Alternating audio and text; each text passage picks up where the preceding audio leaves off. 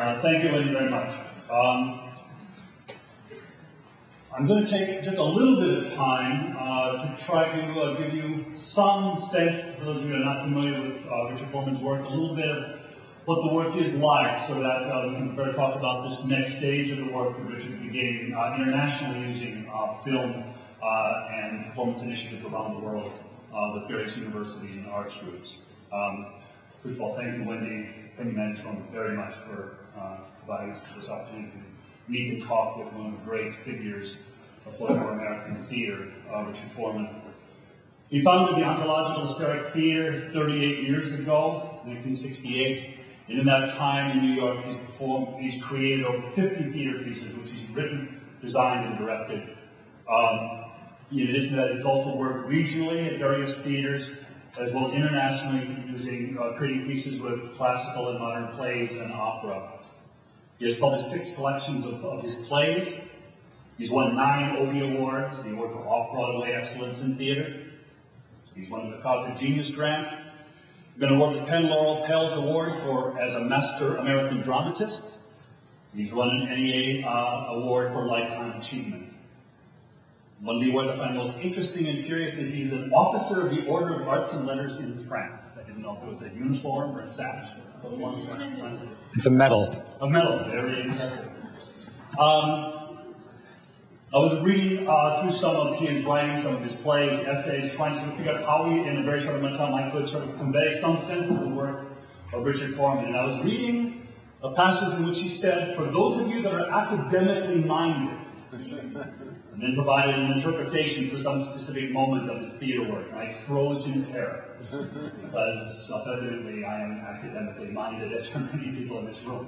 And so rather than try to explain or interpret, I will try to give some sense of the description of his work, some sense of its spirit, its energy. He's a total theater artist. He's a writer, he's a director, he's a designer. It has been said that the pieces that he does are in some ways the workings of his own mind, which is self-evidently true. But in fact, he is more creative to the extent that he can sort of get out of his own way as an individual and allow his writing process to connect with the larger world, the environment around him. He tries to sort of obtain a state of openness to idea suggestions in the world as he creates these written pieces. If you were to see 20 photographs of 20 different theater productions directed by 20 different directors or created by 20 different theater companies, you would immediately know what a Richard Foreman work is. Then if you saw that work, you would not be able to guess what the next thing was going to happen the moment after that photograph was taken. You could always recognize a Richard Foreman piece, but you are never familiar with a Richard Foreman piece. Because part of the aesthetic of Richard Foreman's work is to constantly be forestalling, challenging, short-circuiting our sort of traditional response to what we're seeing on stage. To begin a little bit to talk about what his environments are like. In many ways, Richard is very much, his work is very much characterized by these very interesting theatrical environments. Since 1992, he's been working in an upstairs space at the back of St. Mark's Church in the following. To reach his city, you must go up the back steps. There's a kind of garret or attic space, a kind of secret playroom. It is very small. It is longer than it is wide. So there's no sense of creating a three-dimensional, real theater space. It's very presentational. The audience, you can only see 50 or 60 people. It's steeply rigged. It's more of a gallery than an audience. Excuse me, 90. Oh, I'm sorry, 90. At least my size, I mean, this is very small. And it's a very intimate audience, even at 90. His theater environments have been described as thrift shop baroque. One performance has been described as a secret midnight circus. There is something in his pieces that suggests both the kind of tawdry, kitschy mysticism of a fortune teller's parlor, but also a funeral parlor, or a fortune teller on the side had a funeral parlor, and all those kind of together. There are sort of slightly gothic, Halloween-y kinds of velvet blacks, vampirish reds, draperies, cushions. There are also a multitude of objects that are present in his pieces. These objects might be mundane, ordinary, They might also be fantastical. They're often orbs or spheres, things that look like thrones, chairs that become doors, a kind of metaphysical junk shop, which is constantly changing, constantly rearranging itself and being rearranged by us and by Richard in our own minds.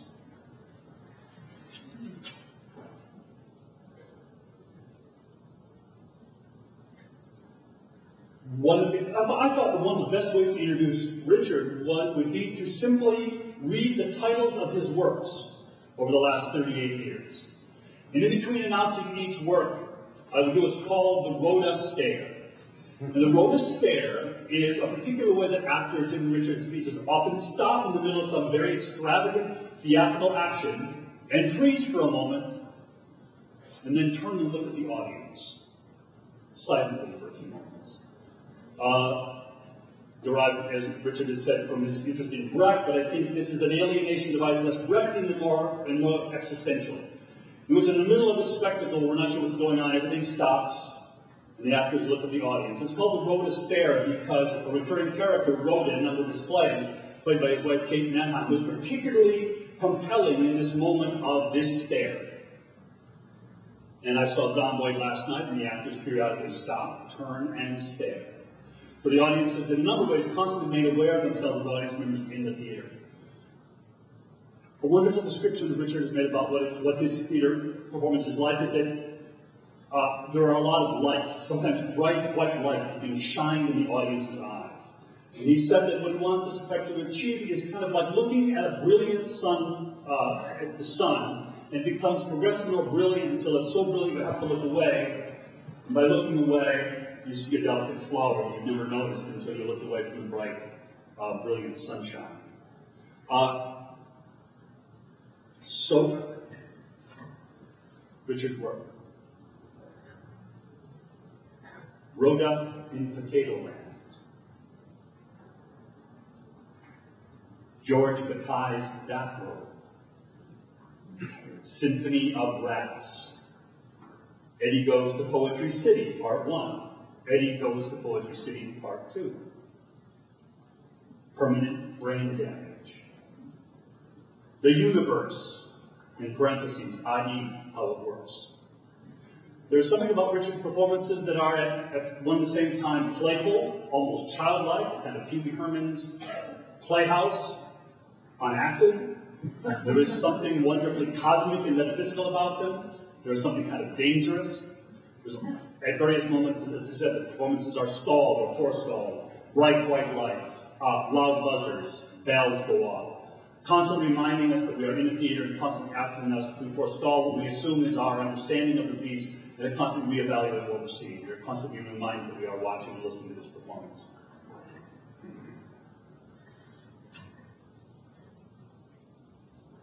Richard has said that his theater has always tried to spotlight the most elusive aspects of the experience of being alive. By reaching to the cells of consciousness, the elemental noticings of the collision between self and environment. He has called himself a common scientist, which he asks the audience to get smaller and smaller, so that they can see on the atomic level how reality really happens. Not the big Newtonian universe where everything makes sense, gravity, where reaction is a reaction, the Aristotelian theater of life, but to see the discontinuity, the tiny particles of life where things are really happening. I was watching Zomboid, and suddenly the bright lights come on and hit me full in the face, and I suddenly looked over, and I saw a little toy dove hanging over the edge of one of the movie screens. I didn't know that. I didn't see it. I didn't know it was suddenly there. I'd been there all along, but I didn't see it until the light flashed in my eyes, and I saw the little dove. That's Richard Foreman's theater. I want to make one last reference to his work.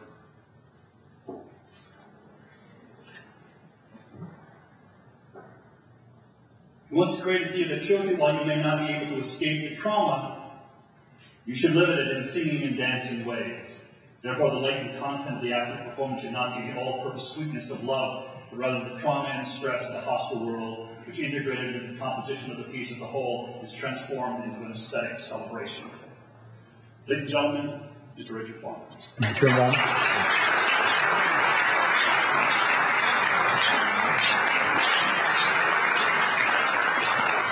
I've got to remember I don't have to talk into that thing. What I like to do, thank you, Jim. I'd agree with what you said. I think maybe my theater isn't quite as user-friendly as perhaps you made it. Because I do think at the same time I come out of a tradition that is rooted in high modernist 20th century art, which has a slightly more austere yearning for some kind of transcendence. And then I also am aware of the fact that sort of behind my back I have evolved many techniques that in their own tiny way have contributed to this sort of disassociated world of postmodernism, which I don't really approve of, but I know that I'm partially responsible for it. It's all those kinds of contradictions that I like to feel my art is feeding off of. When I met Jim this afternoon getting off the train from New York, I said to him, hey, how theoretical should it be, or would anecdotes be better? And he said, well, maybe highlight the anecdotes. So, which is fine, because the strategy that I like to use in talking is to try to put myself in the place and put the people listening to me in the place that is akin to that dangerous, unstructured area, that arena that I am in when I am trying to create. As a result, I thought today, a couple of days ago, I've got all these notes. I know what I should do. I should just shuffle them so that I have to deal with the shuffled version of all the things that I have to say, which would be the kind of putting oneself in a dangerous situation that I think ideally the artist has to do. I was coming up on the train today, and I noticed up down the aisle, I saw a lot of people reading books, novels mostly. And I thought, and this is not a new idea in my life, but it reminded me, I think people read books on the whole to go elsewhere, to have a little vacation from their life. Now, what I have always done is to try and take that notion, the audience wanting to go elsewhere with the play, and the minute they start to go elsewhere into a nice dance or into a poetic illusion or a beautiful image, wait a minute, wake up. I don't want you to go elsewhere. I want you, audience, and me making it, to be otherwise than you are. Here, right now, it's perfect, if we can adjust our heads to deal with that. And that's what I'm deeply concerned with.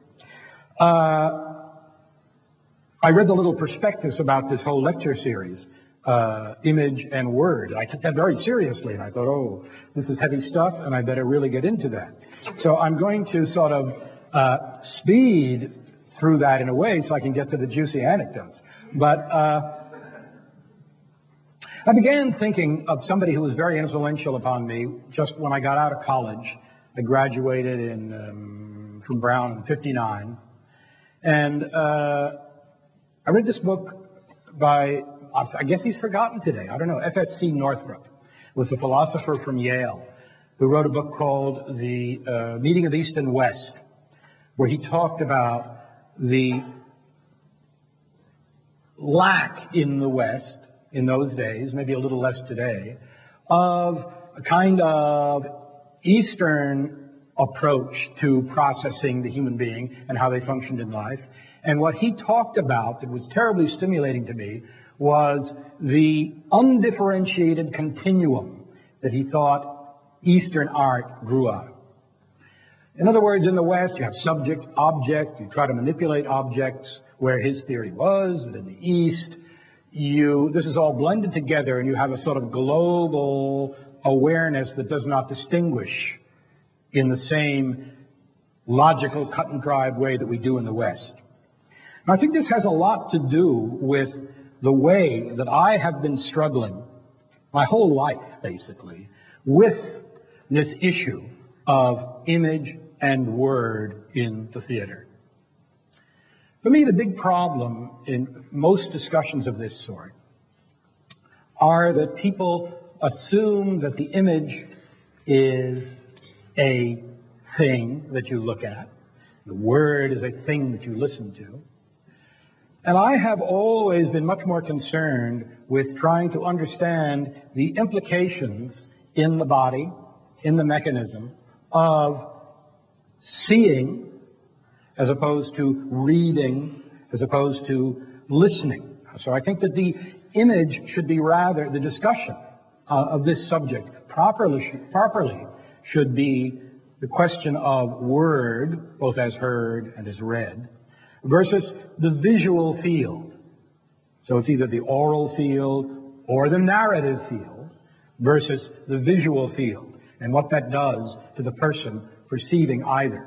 Because, you know, a lot of the visual culture that we're living in, when people talk, say that we live in a visual culture, well, we're talking about increasing ads, movies, and so forth, and those generally are functioning as signs.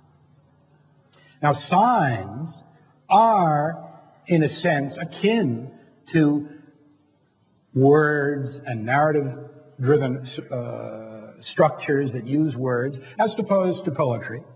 Poetry, which in the most cliched classical definition being an attention to the words themselves as they delineate whatever they're delineating, as opposed to prose, where you look through the words at the story, at the intention of the actors who are speaking the words, at the narrative, and so forth. I realize that's sort of a cliched distinction, but I think it's operative. I think it's okay to make it operative. I myself, for instance, have always said to people that in terms of literature, in terms of the theater, I think that stories hide the truth, which, of course, is a heretical opinion for which I should be stoned. But to me, stories involve us in feeling the adventure, feeling the intention that is part of our normal life. And I think that in the ongoing stress and strain and activity of our normal life, to make a living, to cross the street so we don't get hit by the car, we don't see what's really going on. By which I mean the details. Okay, I just stopped, and it looked like maybe I lost my place, and I was going to see what was next. Now, I would maintain that in that moment that I stopped, maybe it occurred to you, oh, Richard lost his place. Or maybe you just thought, I mean, if you noticed it at all, maybe you just thought, huh? And didn't go any further. Now, if I was a normal theater director, instead of going, huh, I would go, that would be the scene. And then there would be no doubt, you know, that I had lost my place and were involved in that particular story. Now, I want to make art out of the other thing, out of this, you don't know where it's going. You don't know what it's doing. The visual, to me, is not the picture of the sunset, not the picture of the desirable, not the sign, but, well, look at the rather banal, Pennsylvania University. Look at the rather banal light in this room at this moment, behind me and so forth. It's nothing to write home about, right? You don't send postcards to your families back home saying, oh, Penn has the most beautiful fluorescent light against this yellow wall.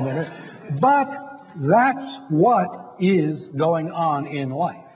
And to try to isolate those moments, not to turn them into something beautiful, but to figure out what it possibly means to your spiritual development, to your aesthetic development, to have to deal with such things that are off the charts of what are officially beautiful, what are officially powerful. Well, that's been the program of, I think, most significant 20th century art. Actually, most art of the modernist period, going back to whatever you want to go to, Mallarmé, Rimbaud, middle 19th century, I suppose, perhaps. The task is, how do we make art out of this discarded material? Because the official material like narrative, tends to imprison us in the ongoing discourse of the day. What was I reading just a couple of days ago? Somebody saying the function of art is basically to alienate us from our environment, by which they meant the perceptual habits that we have, that are given to us by the consciousness environment in which we live. Now, I subscribe to that program, freeing us, alienating us from our habitual way of seeing things. Now, here we have images, we have words. I maintain that if you are going to really discover the way that the word, and I'm talking to you now, interacts with what you are picking up by seeing me, and the particular way that I move, and the particular way that I'm in a particular light, and the particular things that I do, we have to, in a certain sense, and that's what I do in my theater, destroy your ability to go forward in terms of normal patterns of development, normal expectation. You know, if I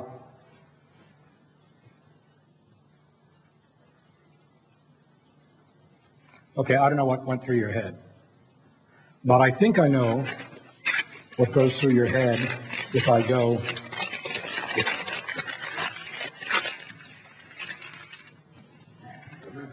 Right? Okay. No, this is nonsense, as far as I'm concerned. This is something we've seen. We go to the theater usually.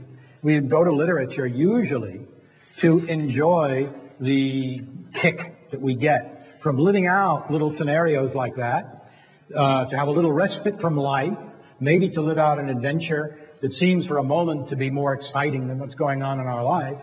But it doesn't change you. It doesn't make you better. If you experience it, I am convinced it's like eating too much chocolate cake. I like chocolate cake. And I often, when I eat chocolate cake, eat too much chocolate cake. I'm tired. I come home, I want to watch, less these days than 10 years ago, but I want to watch a nice thriller. You know, I want that chocolate cake. In the end, it doesn't do me any good. It really doesn't. I'm a fallible, mixed up human being like every single one of you. I haven't figured out how best to use my mechanism. You haven't either. I can guarantee it. And I'm not setting myself up as a guru who says I can tell you how better to use your mechanism and have a better life. But what I am trying to do is to get back in art, in my theater, to the building blocks of our experience, and not, wait a minute, before we get on the roller coaster of adventure, let's lift up the edge of the veil of material reality that is covering over this roller coaster system. Let's look underneath. Let's see what's happening in the consciousness, in the body, as it takes the next step forward. It raises an issue. Right now, I'm starting a new adventure in my theater that Jim referred to briefly, using film backdrops that function as sort of, not as excitement, not as visions of another world, but as sort of bas-relief tableaus that in some way have some kind of psychic power, maybe, that they exude over the performers acting in front of them. But the thing is this. Last summer, I filmed the first material that I'm using in my play now. I'm about to go around the world filming in other places. And what I filmed last summer was various tableaus, people in different, rather mundane situations, but continually, some of them being blindfolded, some of them taking off blindfolds, dealing with the theme of blindfoldedness, which after the fact, intellectually, of course, I can relate to, well, do we go through life blindfolded by our environment? Is justice, of course, the analogies with justice being blindfolded. Of course, the faint titillation of blindfoldedness is potentially an erotic subject. All of these things having to do with blindfold. But that's not how I approached it. It just was something that occasionally has happened in my plays, and I realized, hey, it's a very strong image for me. Because seeing somebody blindfolded What other faculties can they use? You know, they can't use their normal way of proceeding through life. So I did this, and I think it works pretty well in this play. And then I thought, well, in April, I've got to go to Portugal. We're going to film some more stuff. I guess I'd better think of a new idea. And then I thought, in a rather superficial way, well, but why? I mean, this is a potent image. You know, there's a famous French painter, Daniel Byrne, who got famous for making stripes everywhere, all around the world. He got known as the striped man. Why can't I be known as the blindfold man? Because, seriously, to stay with this rather, in a certain sense, banal, everyday image of blindfoldedness, what about re-looking at that? Re-looking at it in different contexts. Re-looking at it in different contexts. Now, is that a more powerful strategy than finding a whole new idea? Well, the practicalities of the decadent theater enter into this, of course, because I know perfectly well, if I do blindfolds 2 years in a row, there are going to be people coming to my theater who are looking for thrills, who will say, oh my God, it's not bad enough that Foreman has the same Foreman style for 40 years. Now, we got another year of blindfolds. We had that last year. And of course, to me, what that means is, and I don't blame people for this, but it's a difficult situation in the theater where you're trying to appeal to a lot of different people with different interests at the same time. What it means is they're not interested, I think, in what the work of the serious artist as opposed to the entertainer is, which is to go deeper. Try the same thing, go deeper. Find out what little variations suggest what can happen in your life in the same way that probably your life is not going to radically change tomorrow and be better, you know? But if you're interested in a certain kind of development, in a certain kind of work that can be helped by being exposed to art, maybe, you know, you see something and I'll change. Oh, you're back to where you were, but not quite. Oh, another different kind of work of art. You take 2 steps forward, and of course, life the next day drags you a step and a half back. But just as that's what happens in the exploratory life, so I think that's what happens in exploratory, rigorous art. Between you and me, the answer that I think I'm dealing with the blindfolds next April in Portugal is I think people are going to be blindfolded a lot, but I've gotten very interested also, and I admit a more dramatic, perhaps salacious image of knives that people maybe hold in these tableaus to different parts of their bodies. When I say tableaus, there are slight movements in it. But maybe the blindfold in a combination with a knife, I don't know if that's selling out. It might be a little selling out. But those are the kinds of issues one deals with. Now, Jim talked a little about coming to my theater and taking away these images and so forth. By the same token, what I am describing to you, I think you can understand. About 15 years ago, somebody came to my plays and said to me, you know, Richard, I think he said it on a panel later or something. He said, I like your plays very much, but I have one problem. I go to your play and I'm really riveted. And then when I leave them, the next day, I can't really remember them too well. And he thought he was describing something I should work on. And I thought immediately, no, that's a very good sign. Because I'm hoping that I'm introducing a rhythm or a configuration that is not normal in your life. And it's quite understandable that 2 steps forward, and then your life takes over, and it's a step and a half back, and you can't quite remember. Would you prefer, as most art does, that I, like the great advertising executives of Madison Avenue, you come to my play and you walk out, with the image of the Marlboro Man, for instance, in your head, or some other image that sticks with you, that essentially is going to sell you on the idea that, this is a piece of baggage, this is a trinket, that I can take home and put on the shelf of my mental apparatus. And I will always now have the image of having seen Tristan and Isolde or whatever. I don't mean to put down Wagner particularly, but I got that image. As opposed to, I remember years ago, I don't know if most of you are familiar with the films of Jean-Luc Godard. Years ago, when Godard started making his movies, and I went to see them, I would walk out, often quite frustrated, quite unsatisfied, saying, I don't know, he's got words projected on the screen, he's obviously hyper-intellectual, a lot of the things that people accuse me of, and yet I just didn't really feel total satisfaction. I was kind of frustrated. These days I feel a little different about some of his films that frustrated me a little then. But in those days, when I did not think he was the greatest filmmaker, I would then the next night go to see, say, a Kurosawa film. I remember specifically going to see Kurosawa's great film, Ikiru, about an old man who's dying and changes his life and makes a playground for children. And, you're sobbing at the end of the movie. I cry very easily at movies. But walking out of the movie theater, saying to my wife, that was so moving. But you know what? After Godard, it's irrelevant. I think that's what interesting art does. Now, I have always been basically, perhaps, a visual artist. As a kid, that was my talent, painting. I remember I was talking to, actually, I met Julian Schnaubel, the painter, at a party the other day.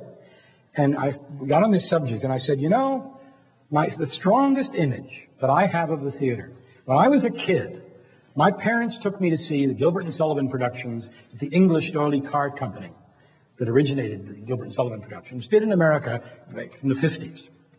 And I remember the shows, and I liked the shows, and I went back to my grade school and did little lip-sync versions of them.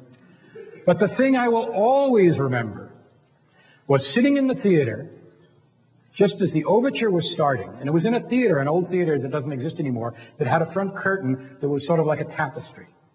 And I remember the glow of the lights on that front curtain, the orchestra starting the overture, and the glow of the lights on that tapestry before the curtain went up, and that sense of anticipation, but also that very visual phenomenon was, I think, what really hooked me on the theater.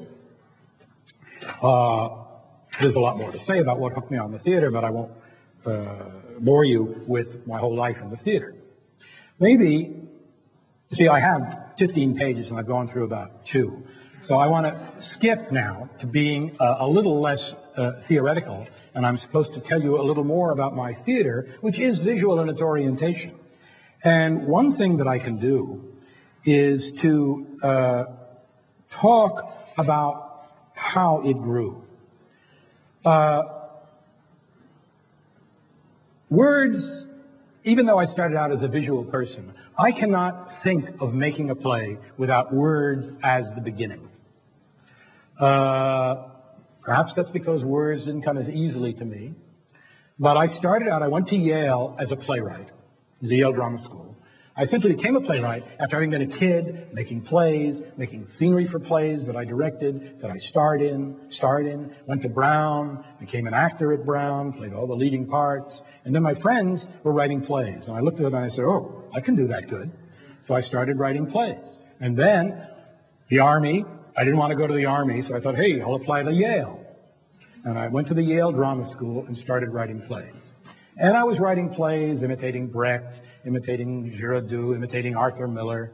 Every year it would be somebody else. I remember at one point sitting at my dining room table and pushing back from the table, saying, wait a minute, this is crazy. If I went to the theater tonight, what would I really like to see happening? And I closed my eyes. And in just about that much time, I had an image. And the image that I had was essentially a visual image. I saw 2 actresses standing across the stage, just waiting, just looking at each other. As it happens, I'm shamefacedly admitting it was an image from a production not a very good production I'd seen of Jean Genet's The Balcony, and the 2 actresses were Shelley Winters and Lee Grant, and I didn't like the production. But there was that moment of tension between them, and it was a visual experience, a visceral experience at the same time. And I started writing a different kind of play, which essentially is the kind of play that I'm writing now with variations. I said a visceral and a visual kind of experience, and I relate those two. And that's why I reject the notion of the image as being these signs, or the sunset, or the thing that you look at. I remember in the early days when I was in college going to see Martha Graham, and learning and then applying it to other things that I saw. Watching Martha Graham, I didn't know exactly everything that was going on, but there was a tremendous tension in my solar plexus as I was watching it. And in later years, when I would go to plays, sometimes the play would be going on, and I would say, is this any good? And then I would notice the tension was there in my solar plexus. It was good. If the tension was not there, it was not good. I would go to see other plays. I remember going to see a production with Anthony Perkins of an adaptation of Thomas Wolfe's Look Homeward, Angel. I thought it was a terrible production. 2 days later, I had a strong image, memory, visual image of that production. And all the critics were saying, oh, this is a great production. I think it maybe it won the Pulitzer Prize. I don't remember. But sitting there in the theater, experiencing it for the 2.5 hours, I thought that every move, every choice was kind of vulgar, was kind of obvious, was not very interesting. Yet how do you explain that 2 days later, oh, I had a strong memory that I could put on my memory shelf? Well, I concluded that most people go to art, go to the theater, and look at it from the sort of relaxed distance that is akin to the distance that I had 2 days after seeing the show. Instead of looking at it, with a kind of insect-like intensity, sort of like a hunter waiting for the rustle in the leaves to catch his prey. And when I would be watching plays, I would see that, oh, stupid, oh, banal, oh, no good, no good. At the same time that it was infecting me. At the same time that certain plays would produce that tension in my solar plexus. So I think, perhaps you've seen these studies of people's visual fields when they're looking at paintings. And when they're looking at paintings, when they're looking at images, you see that the eye is jumping around like that. And good paintings may control the eye more, and a bad painting you just may do a looser wandering around. But what you are experiencing in the looking is this kind of sensory, physical, doing that kind of insect-like paying attention. In the same way that we have two great contemporary poets here, the language poetry school, if I'm allowed to use that term, Bob Perlman and Charles Bernstein, and in the same way that, maybe they will say I'm being nonsensical, but that this kind of literature demands of the consciousness not following through in the same way that most more classical art has you either following a narrative or the building of an image or the building of this kind of mythic structure that you end up with a nice Keatsian vase that you place on the wall, but you do this kind of hunter-like noticing. I'm tasting the leaf. I'm getting this. Oh, I'm getting this. Which is closer, I would say, to what's happening to the body when it is doing this looking.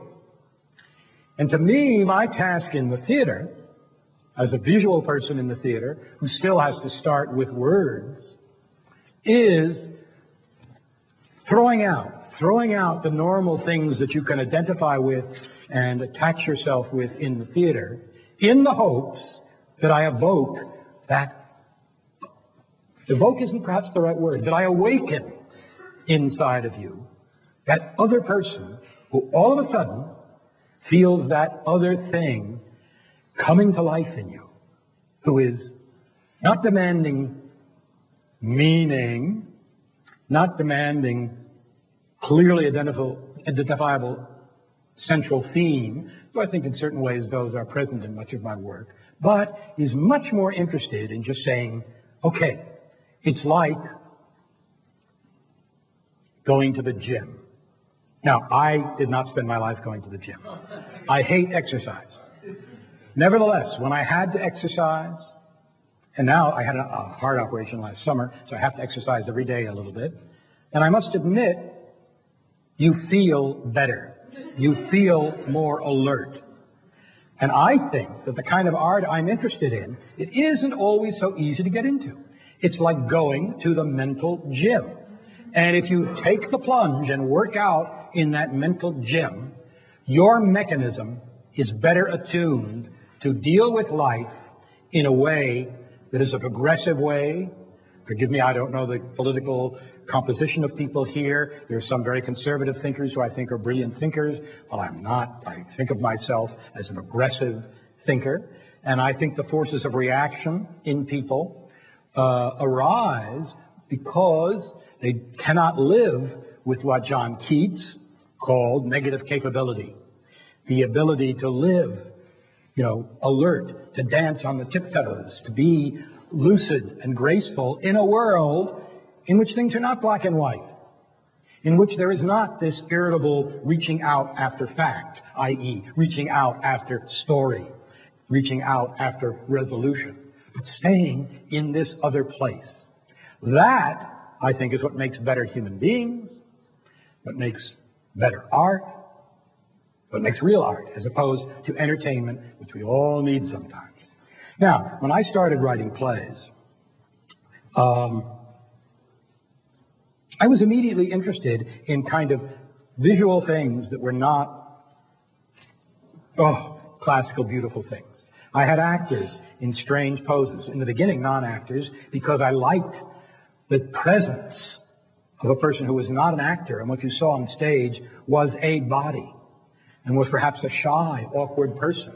And that had a weight and a reality that I thought was more interesting than somebody who very convincingly could suggest, I don't like you, and I'm going to rip your head off. Okay, then you're looking at the intention, and you're looking past my particular qualities, which I think is what is really, again, for the millionth time, is what is really there. A theater of presence, a theater in which the world and the materials of the theater are made present for your tasting and savoring and experiencing. But at the beginning, even, the first plays that I did, words versus those kind of images. Okay, I had the lines spoken on tape. And the lines on tape would be spoken slowly.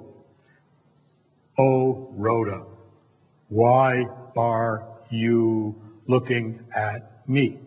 The actor on stage, when they heard their lines coming up, they would repeat even slower. So somebody would be saying, oh, Rhoda, you get it? And the actor would say, oh, Rhoda, why? About 3 of those lines would go on like that. They'd overlap. You'd get this salad of language, which I thought, again, called attention to the word itself banging against other words. Then after 3 sentences, a loud boom, the actors would stop. Maybe there'd be an adjustment. They'd go on like that. To me, looking back on it now, that was my original struggling with word and image.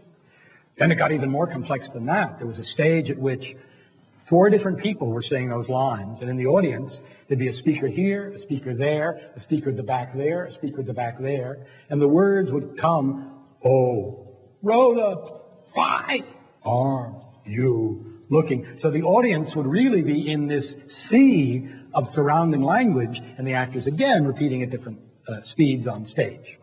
So I did that for a while. Again, another way of dealing with that problem, because if we were taught, I originally referred to FSC Northrup's reference to the undifferentiated aesthetic continuum, out of which words, images, everything arises. So I wasn't thinking this way at the time, but maybe attempting to create this undifferentiated aesthetic continuum in which you were swimming in the language, and there were these sort of stylized things going on stage with, indeed, people stopping and looking at the audience as if to say, okay, you're present at this.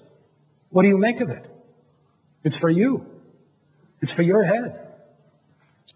Then I had enough of that. My wife, who was not an actress, really developed an amazing special technique, and she couldn't be matched by these other non-performers. I started using real actors, and I started thinking, well, I don't want to depend on the media anymore. So I tried to build into the performance with the actors something of that distribution of elements. And at first that happened because the language, you know, the responses would be off the wall. I mean, you just touched your chin. Oh, but I like coffee too. Coffee is sick. I'm not sick. Here's coffee, and bring in a big coffee tree or something. I don't know. I mean, that's a stupid example of what I might do. But just to give the idea that these responses would bounce around, but coming from actors, like in classical theater. Then the language got more and more aphoristic in order to sort of summarize in pithy ways, to say clever things, almost like Zen koans, that would say things, and yet they wouldn't say them in a way that you wanted to go on. They would say them in a way that hopefully, just like the actor was saying, here I am in my physicality, deal with me, the thing said would imply, here's a word, here's a sentence that has the structure of making sense and doesn't exactly make nonsense, but it's self-contradictory in some way. Then, in recent years, more and more tape started coming back in of me talking and commenting upon things. And last year I announced very dramatically, but the publicity, the people picked up on it and exaggerated a little, and everybody said, I'm giving up the theater. What I said really was, I'm giving up making the kind of plays I've been making. I have this new idea. I think all artists have, real artists generally have one idea in their lifetime and spend their life exploiting that idea. I mean, I always refer to Francis Bacon, the great painter, who had one idea, you know. It was a great idea, and he's performed magnificent variations on it. I very cocksuredly say, well, I had one idea, my theater that I've just described. Now I've had a second idea. I've been searching for that second idea for 40 years. The second idea was to use these filmed backdrops, which had sort of tableau-like content that, in fact, I see now is much related to what my early plays were like. And in front of that, those tableaus that at the moment are dealing with blindfolds and people, each projected scene lasting maybe 5 minutes, in the course of which they may say something. And then the actor is much more active on stage, as is more like my style of the last 10 years, where there's lots of swirling activities, lots of starting to do something, throwing it away. A friend of ours just made a film that was shown here for some group at Penn yesterday, I believe, showing a lot of my early plays. And I was shocked to be reminded in some of those early plays how much of it involved doing something, turning, forgetting, boom, the wall was there, smacking into the wall. It's like throwing it away. I started some activity, gets wiped out. Those lights that Jim was talking about. Oh, this is interesting, the music builds, the light builds, and you can't see. Wipe it out, throw it away, because you shouldn't hold on to it, you shouldn't hold on to anything. So that's sort of what I'm doing now. As I say, I like to think that I can speak in such a way, and I see my time, fortunately, is almost up, and now we're going to talk amongst ourselves. But I like to speak in such a way that the speaking and me thinking what to say has something to do with the rhythms of my theater. I was one of the people who inspired me on this. I never saw him speak. But in order to make yourself come from that same place where the looking somatically comes in your body, when you're looking at things, is akin to the undifferentiated state. And I'm reminded from what I've read of the talks that were given by the great American poet Charles Olson, who I understand used to appear at things like this rather drunk and would really wander all over the map. And yet these were fascinating talks, because that wandering all over the map, of course, Olson was a genius, and Olson wrote a lot about a theory of a kind of open field composition that, again, relates very strongly to what I'm talking about and was very influential upon me when I first encountered it back in the 60s. But this willingness to throw away a lot of the things you know, find out what really wants to speak through you. You know, people have said, oh, the theater is the inside of Richard's head. Well, the theater is not the inside of Richard's head in the sense of being I would like to think, but other people have to decide this, not me, a subjective vision of, oh, what it's like to be Richard Foreman. No. I think, like all the rest of us, to come from one's inside is simply to open the tap, to open the funnel, because we are essentially radio receivers that are receiving from the institutions we grew up in, our family, maybe God, maybe certain other rhythms and influences. You can relate that a little to the whole postmodern notion of sampling. And indeed, in a sense, I was sampling 30 years ago at least. But the sampling, I'd rather not call it sampling, because I don't approve of a lot of that stuff too much. But this opening yourself to being the radio receiver that is receiving from these different levels is what we all do, except, usually, myself included, we develop a persona, we develop a program, so we do tend to tune out certain of those channels. Now, I, moving through life, would, as I said, I thought of myself sort of as a progressive person, as a man of the left, and so I would tend to, a lot of the times, tune out what a very conservative thinker might say. Well, it's a big mistake. Because, for instance, there's a great conservative thinker, a great conservative historian, Eric Vogelin, who has been very influential on a lot of the people whose programs I don't approve of in America today. But he's a great thinker. So you mustn't tune out anything. You know, the task is to make a composition that uses all the stuff you like, all the stuff you don't like, and somehow make it function in a way that seems harmonious, even if your idea of harmony takes from 12-tone music, you know, because there's harmony there too. And that, I think, is the artist's task, and that, I think, is my task in the theater, and that, I think, is deeply involved with understanding what it is to see and to receive language. And trying to get to the place where, they don't talk to each other, because I, for instance, don't approve of, I've never seen any books of poetry that had illustrations, you know, even great artists. If Matisse is making great illustrations for, you know, Mallarmé or something, yeah, the illustrations are good, but I think it limits. I mean, that's not my Mallarmé, so I don't get it. I don't get it. I think the task is to chop down to some place so you get a more disassociated level where all of that stuff, the visual stuff, the talking stuff, the reading stuff, is coming from, and to reprocess that in the mix master of your art of the theater, which maybe, it occurred to me as I was thinking about this, maybe the theater is, the glory of the theater is not performer-centered, terrible thing to say for a person in the theater, maybe not narrative-centered. Maybe the theater is the place of synesthesia, where all the different arts, you know, where the synesthesia being if, you know, a certain note of music creates the idea of a certain color, or a certain word creates the idea of a certain color, all the senses mix.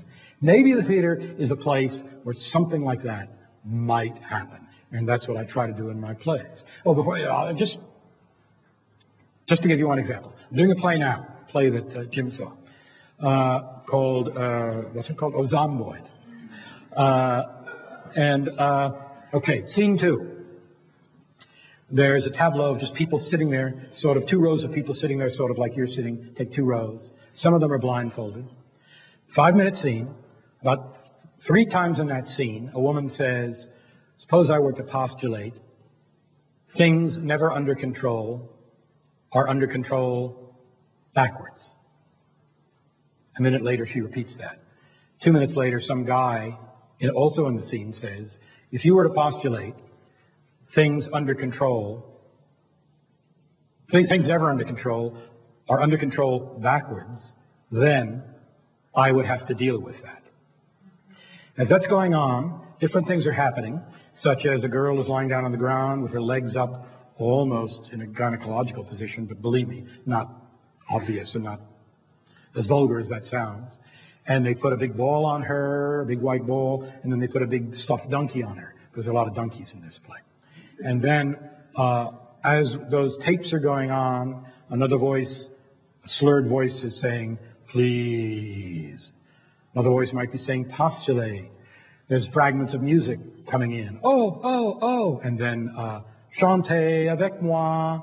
They're opening doors in the movie screen, little doors. In those little doors, a very bright light is there, and it starts out dull, and then it gets very bright, so you can hardly see the movie screen, wiping out the image.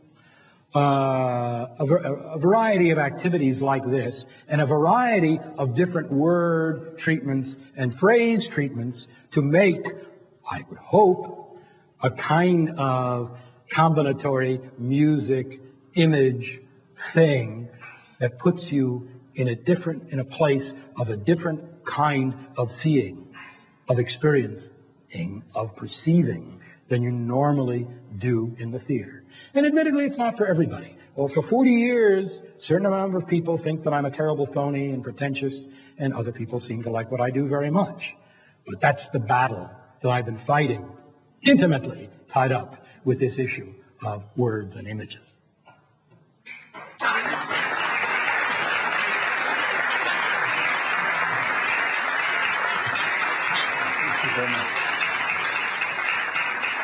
We have a little time for a couple questions. Is that okay, Jennifer or Wendy? Are we okay for a couple questions? Yes. Yes. Would you please comment or explain the ontological-hysteric theater? Why you call it? I call it ontological-hysteric theater for a stupid reason and a good reason. The stupid reason is probably the real reason. I believe art operates off of contingency. At the time I was going to do my first play, there was a famous Viennese theater maker by the name of Hermann Nietzsche. What Hermann Nietzsche does is sort of a takeoff on a mass. And he's been doing this for 40 years. He takes a lot of dead animals, cuts them up, puts them on the wall, a lot of religious symbolism, pours buckets of blood, loud banging music. He calls it, he had a big poster. He came to New York, I saw a big poster. Hermann Nietzsche, Orgies, Mysteries, Theater. I thought, wow, I need a name too, like that. Orgies, Mysteries, Ontological-Hysteric. It was as banal as that. But the fact of the matter is, half thinking about it, half not, it proves to be a very accurate definition of my theater. Because I've always, especially at the beginning, I thought that I was dealing with the everyday, banal tension between people, kind of 19th century theatrical situations, which in terms of classical psychoanalytic terms are hysteric situations. You know, hysterical blindness because I suspect my father is sleeping with the maid, okay?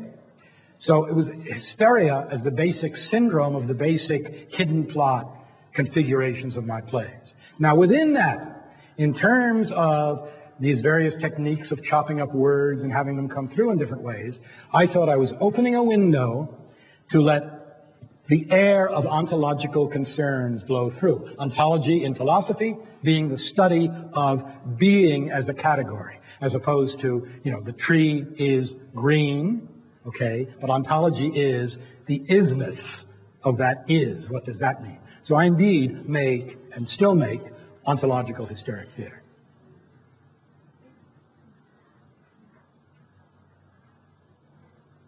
Rich, could I just ask for a moment about this extraordinary new direction of your work, this global, what's called the Bridge, begun a year ago with companies at universities and arts companies from around the world.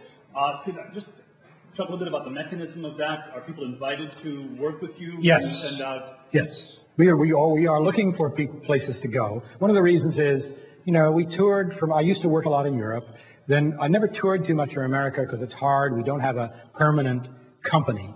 So we have toured to Europe from New York, but had this other idea I don't know which came first, the chicken or the egg, but I was dragged to Australia by my collaborator, Sophie Haviland, because she grew up in Australia and always been trying to get me to go there. And I thought, oh, throw another steak on the Barbie, rednecks, beer. I don't want to go to Australia. I went and I loved it. I liked it very much. It's a frontier country. But I said, okay, we'll do a workshop. I don't do workshops. What can I do? Oh, let's film something. So we got there, and I thought, well, I'll do these tableaus. And as I was working on it, early in the game, I thought, yeah, I could use these as backgrounds to a play, a slow-moving background. And it seemed like I had a great time doing it, and I thought it would work very well, and I think it does work well in this play. And then we conceived the notion of going all around the world to mostly different universities, some small theater groups, and telling them that we wanted, for very little money, they had to provide some cameras, a few props, a space, and their students, and hopefully other people from the community. Maybe some professors, maybe some butchers, I don't care. But we didn't want just young acting students. We wanted a complex of people. And I would stage these tableaus, people would say a few things and move a little bit. And then everybody participating. We now have 5 definite commitments around the world, Asia and America. Everybody participating gets the free use of what we filmed in all the other countries, and hopefully they will make their own performances, installations, what have you, exchanging this material. Now, we will see if they really do that, but that's the idea, because they all do have free access to this material that admittedly I shoot. But maybe it will even move beyond that. But it really is this international venture. And they can also stage Zomboid if they want. Yeah, well, they could, but I don't think anybody would do that. I mean, that would... They can do whatever they want. When you're staging tableaus, how does the conversation change between people who are actors and who are not? Oh, no difference. No difference. I'm not interested in that difference. And I would say about the tableaus, and especially these phrases, like this year, it's got to change a little next year. But for 2 years, I've been using quite a lot this phrase, suppose I were to postulate, blah, blah, blah, blah, how would you deal with that? And the answer. And that happened because the one workshop I ever did in my life, one of our plays was on tour in Zurich a couple of summers ago. And a woman who ran the festival was a friend of mine. She said, Richard, as a favor, won't you do a workshop? Okay. So, breakfast before the first workshop, I'm there with some members of my company. I'm saying, why did I agree to this? What the hell am I going to do? And they said, oh, Richard, it'll be fun. They just want to see you. You don't have to do anything. Just sit there. So I thought, hey, that would be interesting if they just come in and for half an hour I just sit there. Well, I didn't have the nerve to do that. And I say that because I think in art, many times, it's a question of having the nerve to do what you should really do. Instead, I did various things that I thought of. But one thing, I said to them, look, I'm writing a lot of aphoristic phrases these days. I'm interested, language in a certain sense has worn out for me. I know things can still be said, and things should be said again, and the truth should be said. But for me personally, I want to find a way to make phrases in the theater be, and I was thinking a little bit of Heidegger talking about genuine speech, like if you had a phrase and you dropped it down a well, and it hit bottom, and as the phrase hit bottom, it articulated, and you heard it vibrating there in the bottom of a well.